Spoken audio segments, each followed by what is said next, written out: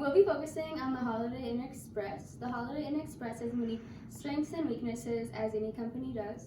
They have strong brand recognition due to successful advertising, and they also have strong expansion. When it comes to their weaknesses, they could improve on customer service and reputation.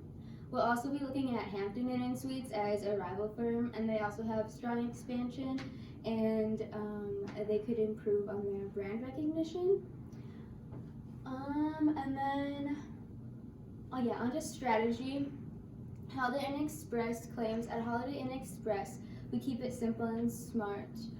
We're first choice, or as IHG's fastest growing brand, we're first choice for the increasing number of travelers who need a simple, engaging place to rest, recharge, and get a little work done.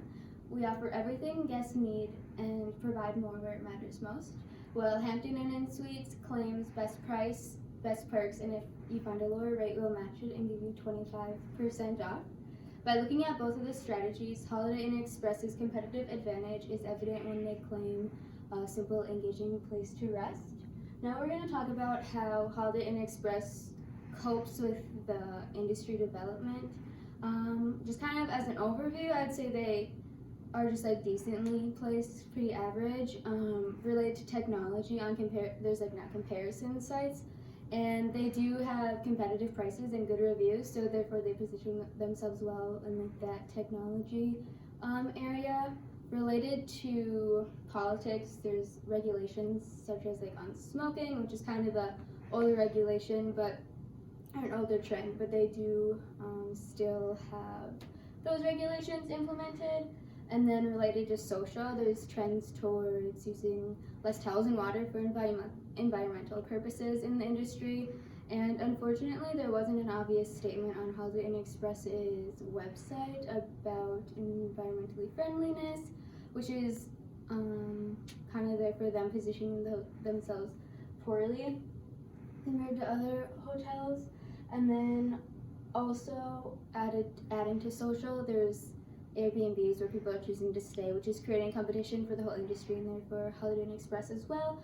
And then last would be economics, and they kind of depend on the economic cycle of the world and what's going on more than like the specific industry or specific hotel. Moving on to finances, we're going to be looking at both companies' parent companies, just because that was the information that we were able to gather.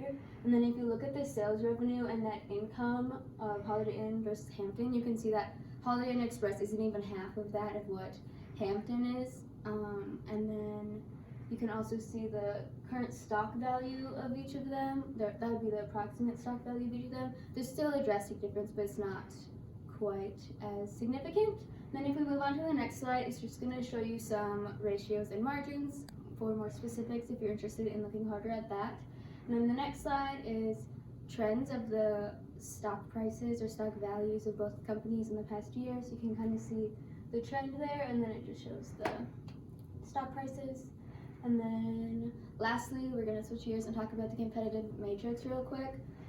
As you can see, Holiday Inn Express versus Hampton, they're pretty similar, but their rival does still end up on top.